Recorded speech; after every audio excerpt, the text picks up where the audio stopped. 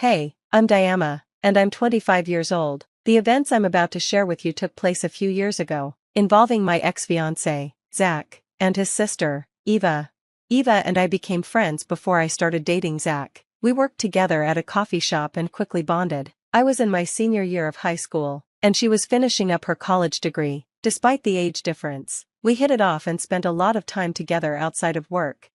You might be wondering how I ended up dating Eva's brother, but the truth is, I didn't even know she had a brother. We never talked about our families, just our parents now and then.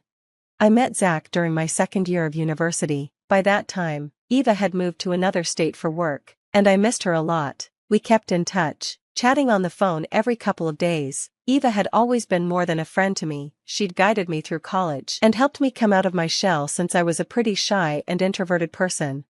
Eva was the one who suggested going to frat parties as a way to meet people. I wasn't into parties, but I figured I'd give it a try since I hadn't made many friends in the first couple of years of college. At the party, I was overwhelmed by the noise and crowd, so I sat on a couch to take a break. That's when Zach sat down beside me.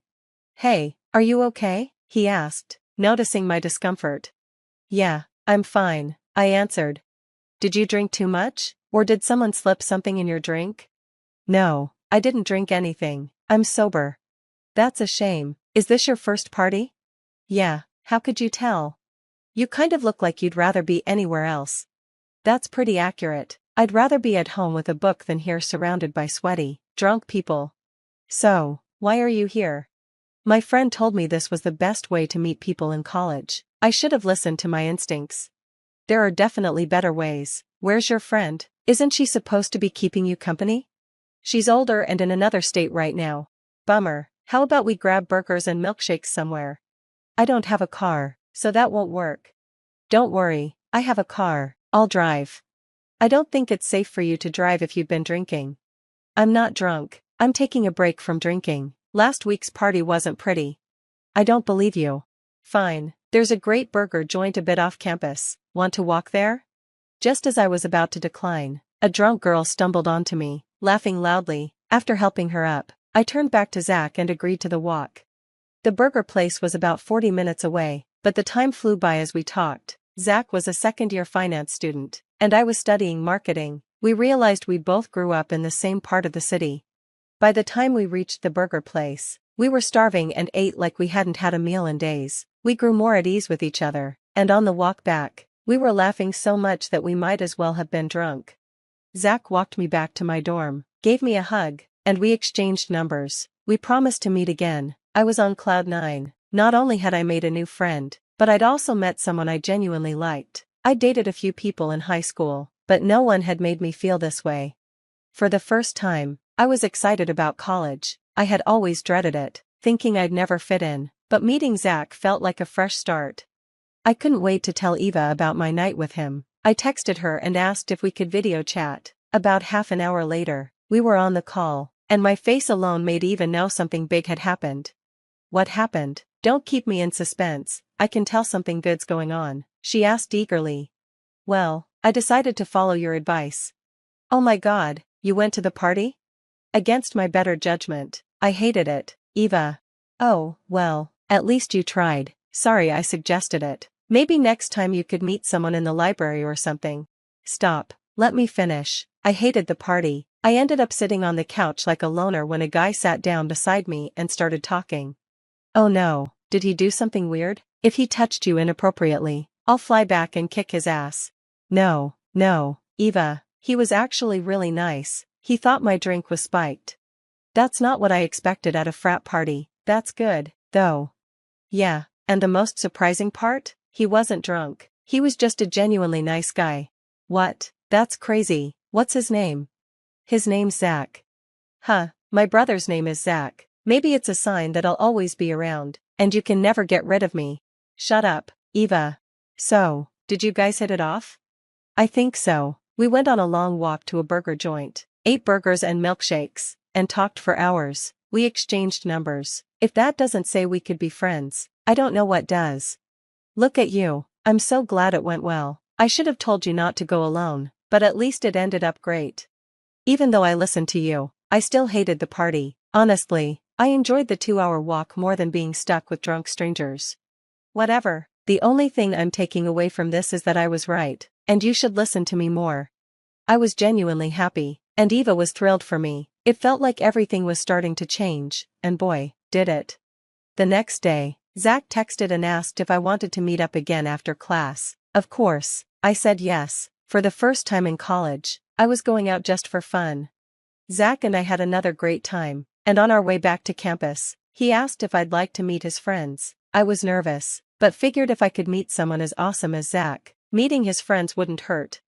Over the weekend, I met his group, and they were surprisingly easy to get along with. They made me feel welcome without trying too hard. By the time we headed back to our dorms, I felt like we'd all become closer in just a few hours. These people became a regular part of my life. They were from different departments, but some of us shared classes, and we all met at a specific table on the lawn for lunch. Suddenly, college didn't feel like a lonely task to finish. As for Zach and me, we went on many more dates. Eventually, we both realized we had feelings for each other, but neither of us made a move. Then one day, Zach invited me to a fancy dinner date and asked me to be his girlfriend. I was beyond excited and said yes. We shared our first kiss on the way back, and I felt like I was floating. When I got back to my dorm, I couldn't wait to tell Eva. She had been rooting for us to get together and always urged me to make a move, though I had been too nervous to do it myself. She'd be thrilled that Zach and I were official. I called her to share the news. "What's up?" she asked. "I've got amazing news." "Oh, I love good news. Tell me everything." "Well, Zach asked me out on a proper date yesterday," I told her. "A proper date? Haven't all your hangouts been dates?" she teased. "No, I mean we went to this fancy restaurant. I even dressed up for it." "No way, I can't believe I didn't get to see you all dressed up." "Wow, you really are growing up. Stop acting like you're my mom." "What does that even mean?" "I practically raised you," she joked. "Alright, drama queen." Anyway, Zach and I had a great time, and after dinner, he asked me to be his girlfriend. "What? That's incredible. I'm so happy for you. How are you feeling?" "Like I'm floating. I can't believe this is happening." "Well, it's real, and you better make the most of it while you can." "Oh, I definitely will." Over the next 3 years, Zach and I grew closer. Our relationship was like a fairy tale. Not a single day went by where I wasn't happy when I was with him. The only real issue we faced was that Zach still wanted to live with his parents, while I wanted us to live together. His excuse was that he was saving money for our future so we could have a nice wedding. So, I let it slide. I hadn't properly introduced Zach to Eva yet. He wasn't fond of phone calls, so they had only spoken a few times. Then Eva told me she was moving back. I was over the moon. It had been 4 years since she left, and now she was coming back with a better job in town and a chance to be closer to her family, and to me. When Eva returned, she stayed over at my place. We spent the night reminiscing about old times, catching up on everything that had happened in our lives since she left. We made plans for Zach and Eva to meet that weekend. I was sure they'd hit it off. When the weekend arrived, I entered the cafe first and saw Eva. "Hey, Eva." "Hey, how are you?" "I'm good. You?" "Good, but could be better." "Where's Zach?" "Parking. He'll be here any second." "Oh, here he is." As Zach walked in, Eva's expression changed. "Hold on, that's Zach?" "Yeah, why?" "Eva, what are you doing here?" Zach asked, equally stunned. I could ask you the same thing," Eva responded. "Can one of you please explain what's going on here?" I asked, thoroughly confused. "Diana, of all the people in the world, I can't believe you're dating him," Eva exclaimed.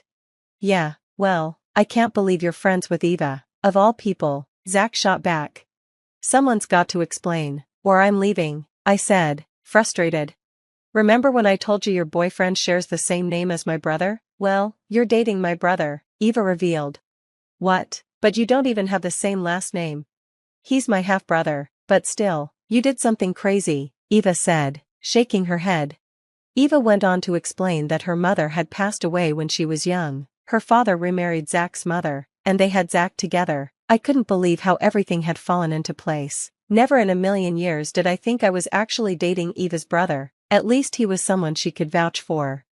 About a year later, Zach proposed. I said yes, and we began planning our wedding. I told Eva about the engagement, but she didn't seem thrilled. When I asked if something was wrong, she quickly changed the subject. Concerned, I spoke with Zach about it, and he agreed her behavior was strange. He tried talking to her, but she became hostile, telling him to leave her alone. This continued for months, and eventually, Eva and I were barely speaking. I felt like I had lost my best friend, and I hated it. With all the wedding planning and work, I hadn't had the chance to sit down and talk to her. One day, I couldn't take it anymore and invited her over. Eva, can we talk? What's going on? Why are you suddenly ignoring me? I really don't want to do this to you. What do you mean? Did I do something wrong? No, it's not that. I'm just going through something big, and I don't know how to talk about it. Am I not your friend? You can talk to me about anything. I wish I could, but it's something that will break you, Diana. I don't care, I just want my best friend back. Zach is really worried about you. Oh, yeah? I'm sure he has other things to worry about. What are you talking about? Never mind. Please don't leave me hanging, Eva. I feel like I'm losing you. I promise, you're not losing me. I just need time to figure out how to explain everything, and how to get back at the person I'm angry with. Could you at least give me a hint about who you're mad at? No, that would just make things worse for you. Trust me, I'll handle it the right way. I'm scared, but I trust you, Eva. After that, Eva hardly spoke to me. She didn't help with any wedding planning and refused to be my maid of honor. I was heartbroken. I trusted she wouldn't leave me hanging.